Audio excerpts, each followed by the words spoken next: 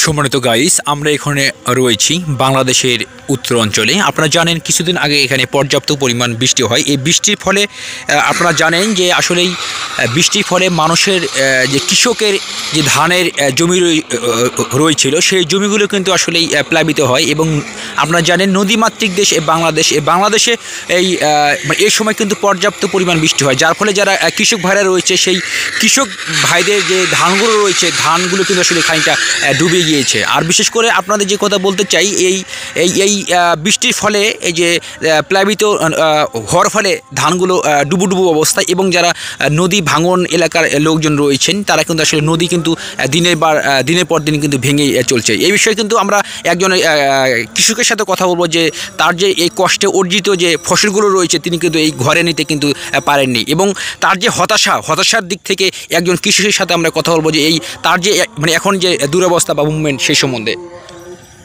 বলেন।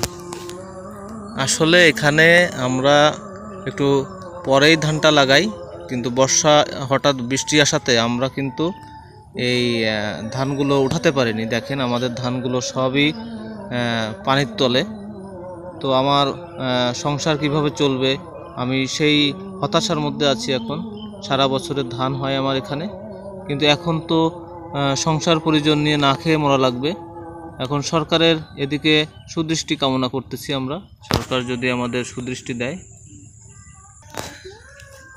আসলে এই মুহূর্তে কিন্তু আমরা একজন কৃষক ভাইয়ের সাথে কথা বললাম, তিনি আমাদের জানালেন যে তার যে দুরবস্থার কথা। কারণ এই কৃষক ভাইটি কিন্তু এখান থেকে যেই ধান উৎপন্ন হয় সেই উৎপাদিত ধান থেকে কিন্তু তার পরিবারের চাহিদা মিটে থাকে। কী হবে তার পরিবারের অবস্থা, এই নিয়ে কিন্তু খানিকটা তিনি শঙ্কায় রয়েছেন, তিনি জানিয়েছেন। এবং এই ধরনের খবর পেতে আবার আমাদের ইউটিউব চ্যানেলটিতে সাথে থাকুন, ভালো থাকুন, সুস্থ থাকুন। ফিরবো আবার কোনো এক সময় কোনো একদিন।